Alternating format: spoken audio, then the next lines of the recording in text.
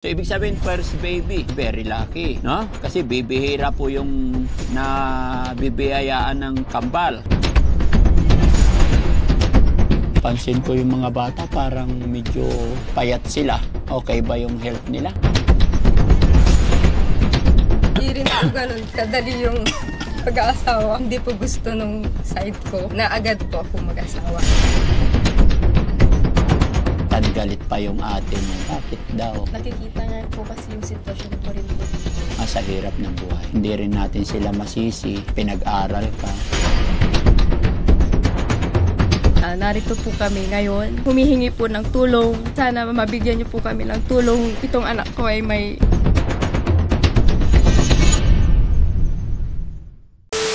So yun mga kababayan, mga kabarangay, isang magandang umaga na naman po sa atin.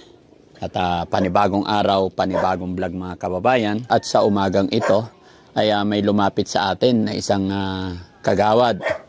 Si Kagawad Pulo Pinlac ng Barangay Butaw ng Malasiki. At andito tayo ngayon sa taong inilalapit ni Kagawad.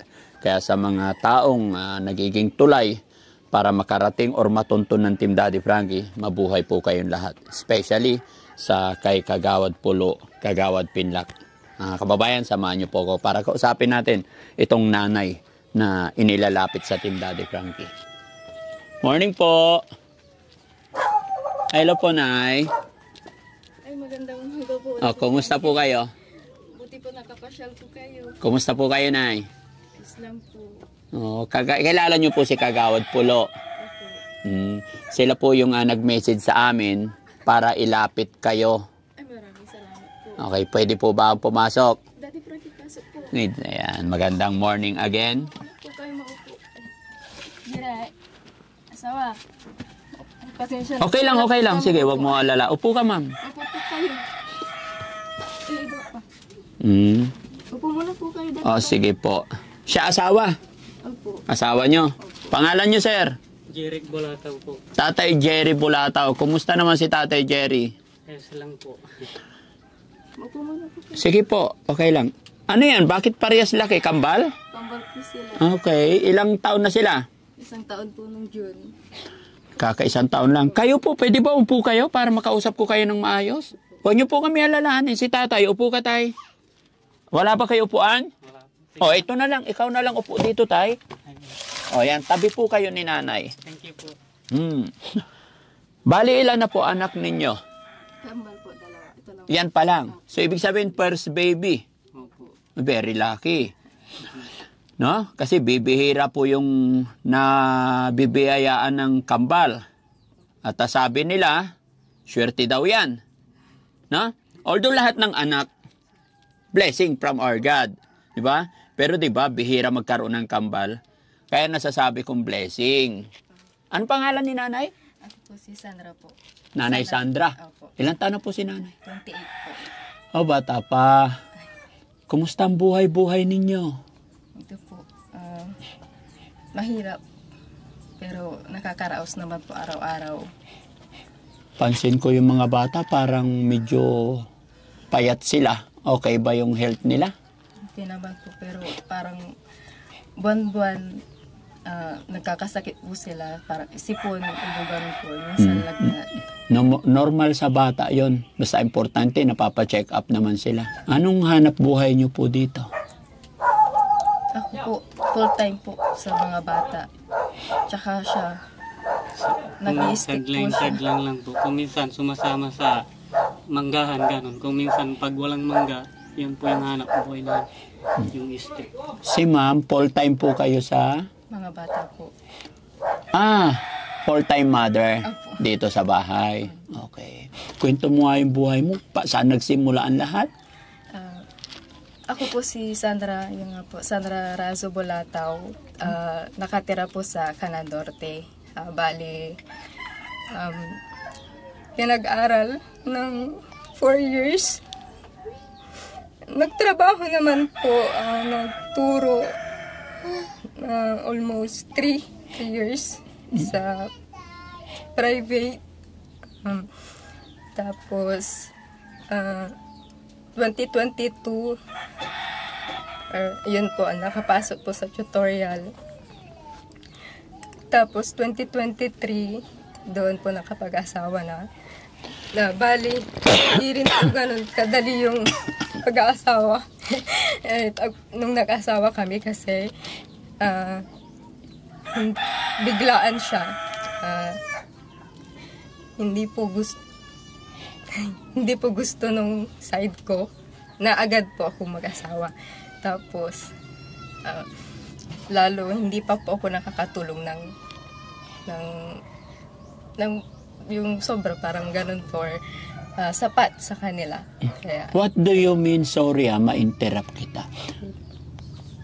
Anong sabi mo nakapag-aral ka? Anong course mo? Bachelor of Elementary Education po. Okay, and then? Bakit ka umiiyak? Dapat maging proud ka nung nakatapos ka. Ano naging problema sa side mo? Hindi po kasi tanggap yung asawa ko. Ay, bakit? Dahil sa hirap ng buhay din po, sir. Ano lang, nag-aalala yung side ko na baka hindi ka mabuhay niyan, parang gano'n. Ba't ganon? Kompleto naman siya. Bakit inisip nila na hindi kayang buhayin? May kasabihan tayo na wag nating i-underestimate yung kapwa natin, di ba? So, sino nagpaaral sa'yo? Bakit galit sila sa'yo? Sabi mo, galit sila sa'yo? Yung Kasi una lang po yun kasi biglaan po. Biglaan po. Ate ko po yung nagpaaral sa akin. Na nasa abroad po nun, sa Kuwait. Oo. Yung ate mo nasa Kuwait, pinag-aaral ka niya. Opo. Tapos? Siyempre may expectation yun eh. Ate kasi siya. Opo. Ang expectation niya siyempre tsaka bunso po kasi ako. Opo. Naintindihan po siya. Oo. Sana hindi naman po siguro yun mababash. Hindi naman. Kasi ate yun. Yes. Maintindihan yun na lahat ng mga ate na nandyan kasi gusto lang nila yung kapakanan nung pinag-aral. Ganun. Na maganda yung magiging kinabukasan nung pinag-aral. Ganun. Opo. Na hindi lang dyan. Yung hindi ko po alam kasi hanggang ngayon, masakit pa rin talaga na hindi ko nabigay yung gusto nila. Pero hindi ko pinagsisisihan na may kabal po ako. Opo. Yung hirap lang talaga ng buhay. Yun lang yung dumagdag. Na minsan parang may totoo. Disappoint yung ate mo sa'yo nung nag-asawa ka? Opo. Kasi biglaan din po. Biglaan. Opo. Pero GF naman po kaming dalawa since 2021. Tapos, kinasal po 2023. Ayun, tapos, nung kinasal, ayun, doon na po nag-start na naman lahat.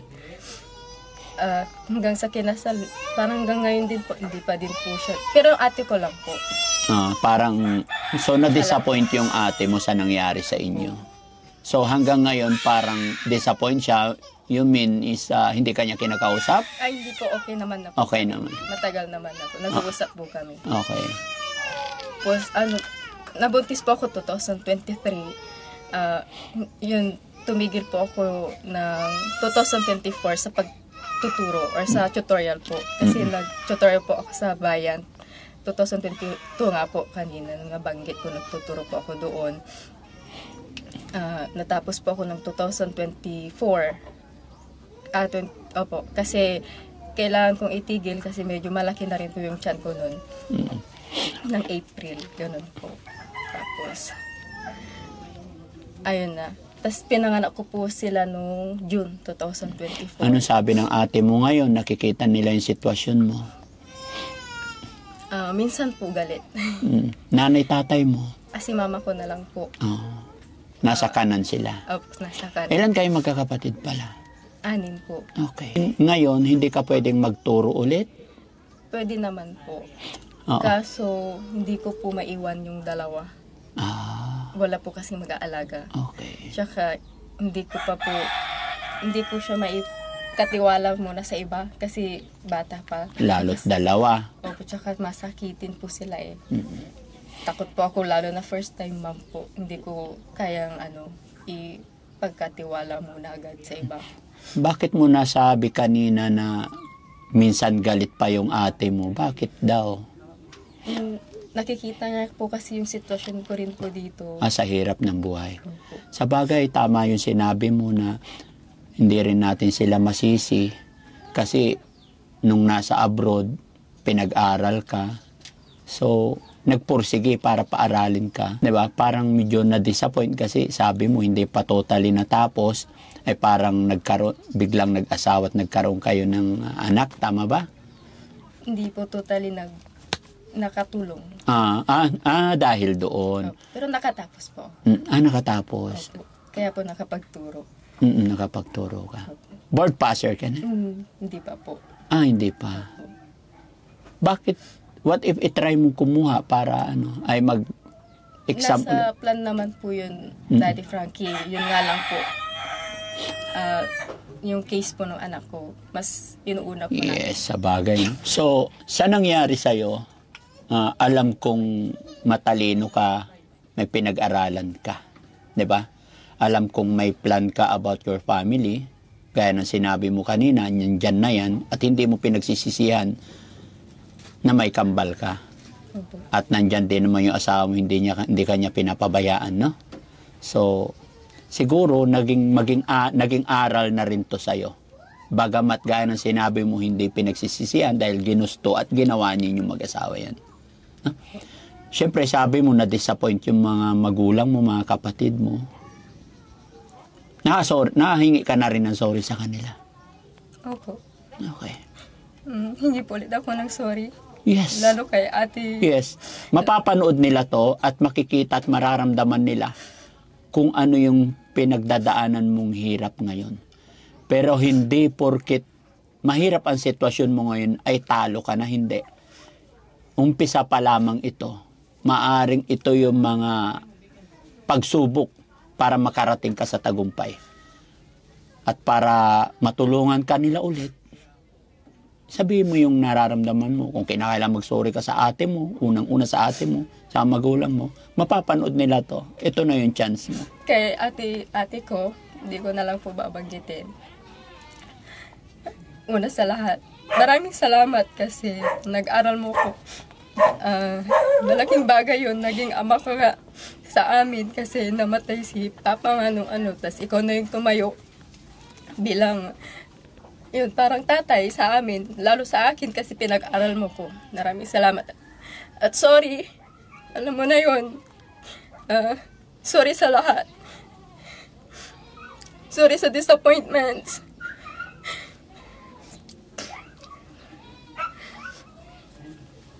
Sorry damin. Kung natanggap mo kami lahat. Ako kakaroon niya agad-agad. Sa are-aro maagi. Pasensya kila. Si mama. Salamat ta. Agali balbalik sa puso yo. Naraaragan minsan siya. Okay. Na? Ganyan lang ang buhay. Bawat desisyon natin, minsan, hindi lahat ng desisyon natin ay nagtatagumpay. Lahat ng gusto natin. Pero hindi ibig sabihin ay talo na tayo, no? Parang sinusubok lang tayo ni God minsan.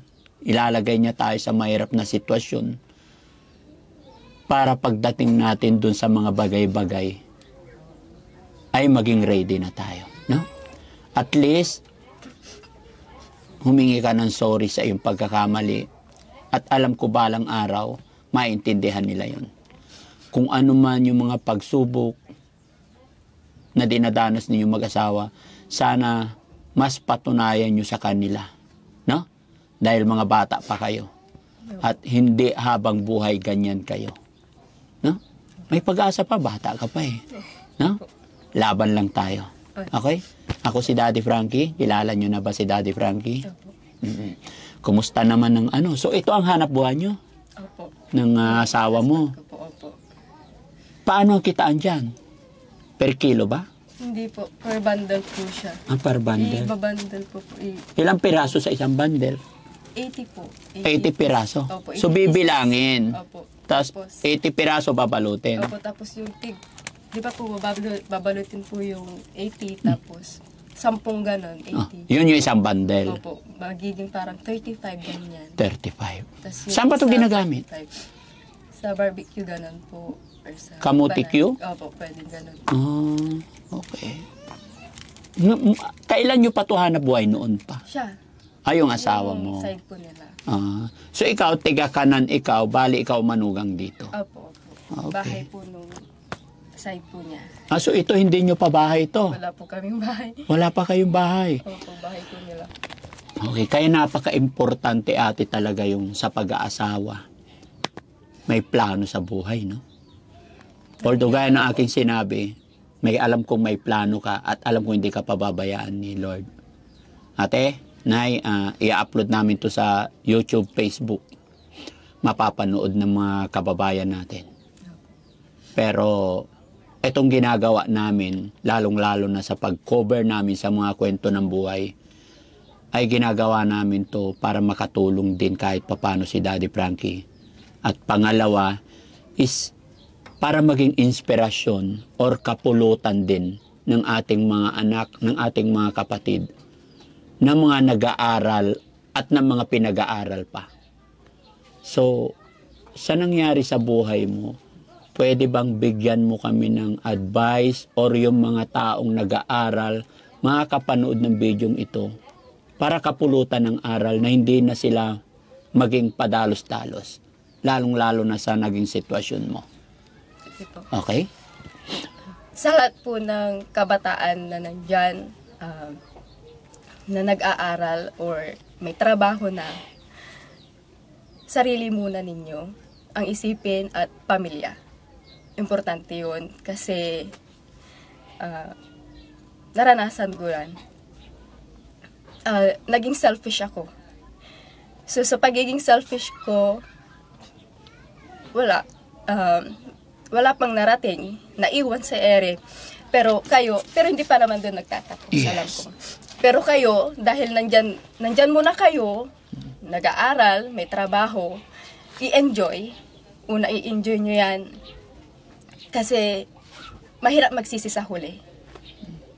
Pangalawa, at huli na rin, pinaka-importante, sundin ninyo yung pamilya ninyo. Lalong-lalo na yung magulang ninyo. Kasi, proven and tested na nga yan. Mothers knows best, sabi nga nila. So pag sinundan nyo yung mga magulang ninyo, hindi kayo malilihis ng landas.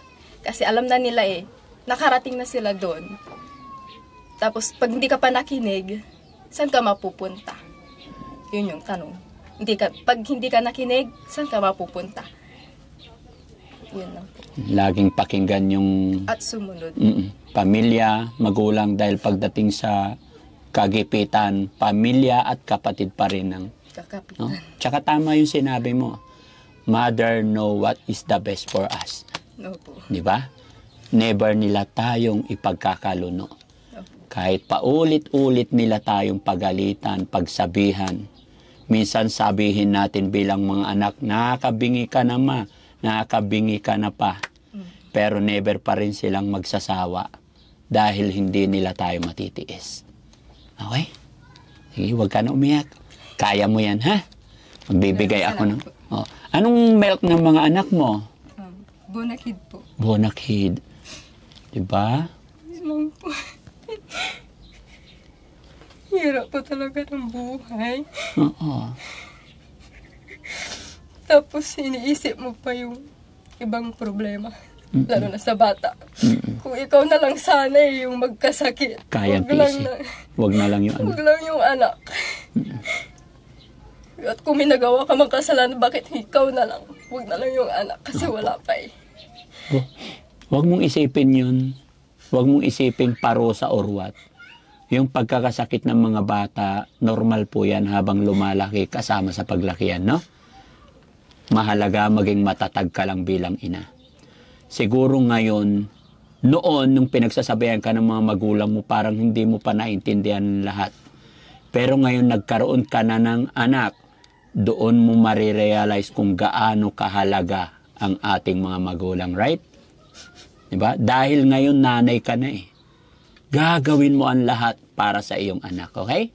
Opo. Basta keep on praying lang tayo. Anong lunch ninyo ngayon? Anong ulam nyo? Wala pa po. Wala pa. Gaano kahirap yung ganun? Siyempre mag-iisip pa, pero andito lang tayo. How hard? Mas mahirap pa sa hard. Pero nakakaya naman po. Okay, sige. Pero huwag kang mag-alala gaya ng aking sinabi. Hanggat tayo nagtitiwala kay God, never niya tayong pababayaan, okay? Gaya na lang ng nangyari ngayon, dahil sabi mo, nagpapatuloy at nagtitiwala kay God, Opo. may isang taong inutusan, kumbaga may isang instrumento si God, gaya ni Kagawad na lumapit sa Team Daddy Frankie para matuntun ka namin. Opo. Okay? Laging may daan. Yes, di ba? Nakapag-aral ka, may pinag-aralan ka, alam ko, makakaahon kayo. No? Sige, magbibigay si Daddy Frankie ng pambili ng gatas ng anak mo. Maraming salamat po, Daddy Frankie. Walang- Malaking tulong po yan. Walang anuman. Bigay ako 5,000. 1, 2, 3, 4, 5,000. Sana makatulong sa iyong mga anak. Maraming salamat. Sobrang laking tulong po nito, Daddy Frankie. Hindi lang sa pang araw-araw na pamumuhay po namin. Kasi, alam niyo po, yung pera na to hindi, kahit hindi po namin pang araw-araw. Kasi may case nga po yung anak ko na, kukwento ko na po, Ano ba yung case niya? na congenital cataract. Ah, Na kung pwede yung tigpipiso araw-araw iipon kasi wala kang peace of mind po, Daddy Frankie. Hindi pa po siya napapalaboratory yung last na binigay po na request. Hindi pa po namin nagpapalaboratory kasi wala po dito sa Pangasinan. Possibly daw po sa Maynila. Wala din po kaming pamasahe. Tapos, sabi din po nila baka mag 30K yung laboratory na po iyon kasi special na laboratory sa bata kasi nagkaroon po siya ng infection sa dugo. Lalo na congenital cataract po yun. Wala po kaming panggastos. Kaya yung bigay po ninyo, iipunin na lang po namin, Daddy Frankie. very good. Opo. Okay. So mula nung sinabi ng doktor, hindi nyo pa napapatest Opo. yung gusto. Last Kailan pa nila August sinabi po, yun? August 29. Ilang buwan pa yung Yung last- baby nung time na sinabi nila yun? 1 year old po. Ano, ngayon lang na-discover. This year lang. Kaka 1 year. So, may paraan pa para pag-ipunan ninyo, ano? Opo. Saan daw sa Maynila? Hindi ko pa din. Sa RIFM po. Okay. Sa- Basta kaya yan, no? Mag-pray ka lang. Opo. Si God lang nakakaalam ng lahat. Kausapin mo rin yung ate mo. Alam ko yung mga kapatid natin, magagalit lang sila sa umpisa. Sasabihin lang nila yung ano, pero hindi ka pa rin nila matitiis. Nahihiya lang po ako, Daddy Frankie. Mm-mm. Ayaw ko na pong maging pabigat. Mm. Do para sa anak ko. Kaya hanggat kaya ko po na humingi ng tulong sa ibang tao. Ganun na lang po yung ginagawa ko po muna. Alam ko po na tutulong sila kasi pamangkin. Yes. Pero ako mismo, nahihiya po. Naintindihan kita. Pero wag mong kakalimutan. Lagi mong tatandaan. Ang taong nagpapakababa ay siyang itinataas. Okay? Huwag tayong magpakataas. Piliin natin magpakababa lagi. Hayaan nating si God ang magtaas sa atin. Alam kong may pinag-aralan ka at maintindihan mo lahat ng mga sinasabi ko. Okay? Opo. Laban lang. Opo. Alam ko strong ikaw. Mag-usap lagi kayo ng asawa mo. Maghanap ng trabaho na daily, hindi yung extra. Okay? Opo. Salamat sa iyo at salamat sa Panginoon kasi natagpuan ka namin. Maraming salamat po. Tinagpuan niyo po ako. Okay. Anong masasabi mo? Nakatanggap ka ng blessing sa araw na ito? Daddy Frankie, maraming salamat. Malaking blessing po ito talaga. Sana po matulungan niyo po kami sa mga expenses po ng anak ko. Okay. Sa pagpapalaboratory hanggang sa pagpapasurgery po. Yes po. Sana hindi po itong huli. Hilingin natin kay God, no? Opo. So yun mga kababayan, mga kabarangay, no? Isang mapagpalang umaga na naman po sa atin lahat. Akala ko'y simpleng nanay, simpleng pamilya lang ang madaratnan ko dito. Yun pala ay isang nanay na nahihirapan sa kanyang mga anak. Sabi nga niya, kaya niyang tiisin ang lahat kung siya lang. Pero sa ngayon, dahil may problema pala ang kanyang anak, ay problema siya at nag-aalala. Kaya mga kababayan, mga kabarangay, i-share po natin ang bidyong ito para mas makatulong pa ang Team Daddy Frankie. At sana loobin ng Panginoon na makabalik pa kami dito. So, Nay, gaya na aking sinabi, nakabidyo to, pwede ka pong manawagan sa ating mga followers, subscribers. Baka sakali po may makapag-abot ng tulong sa iyong anak. Sa mga followers po at subscribers na mga nakasubscribe po kay Daddy Frankie. Ako nga po pala si Sandra Bulataw at ito po yung anak ko na si Kizaraya Bulataw. Narito po kami ngayon. Humihingi po ng tulong sa bawat isa sa inyo po. Sana mabigyan niyo po kami ng tulong dahil itong anak ko ay may karamdamang congenital cataract. Bale, kailangan po siyang i-surgery. Pero dahil wala pa po kaming magagastos or walang pera, yung mga laboratory po niya ay hindi pa po namin nauumpisahan. Yun lamang po. Okay. Sige, Ate, basta huwag kang mawala ng pag-asa. Laban lang tayo, no? Okay. Hello, baby. Wawa naman, no? Pero wala pa siyang alam. No? Hello? Yun lang naman ang sinabi ng doktor na problema niya. Sa mata lang. Sa mata lang po. Okay. So yun mga kababayan, mga kabarangay, ako'y muling magpapasalamat sa inyong lahat dahil po sa inyong walang sawang pagsuporta, panunood ng videos at pag-share ng mga upload videos ng Team Daddy Frankie. Isa na naman pamilya ang naabutan natin ng kaunting tulong pinansyal. Alam kong hindi magiging sapat para sa kanila, pero malaking bagay po pantawid, no? At sabi nga ni nanay, ay itatabi na lang daw niya. Kasi kung sa pagkain, kaya naman nilang isurvive, mas uunahin niya yung panggamot ng anak nila. At sana, gabayan pa sila ni Lord para malagpasan yung mga pagsubok sa kanilang buhay, no? Shout out po sa ating mga kababayan OFW, mga kababayan natin nasa ibang bansa na walang sawang sumusuporta sa Team Daddy Frankie. Kabayan, kung isa kang nanonood ngayon at nagustuhan mo ang programang ginagawa ng Team Daddy Frankie, mangyari lamang po i-share ang bidyong ito para mas makatulong pa tayo. Maraming salamat. Magandang morning po sa atin lahat and God bless. Bye-bye po.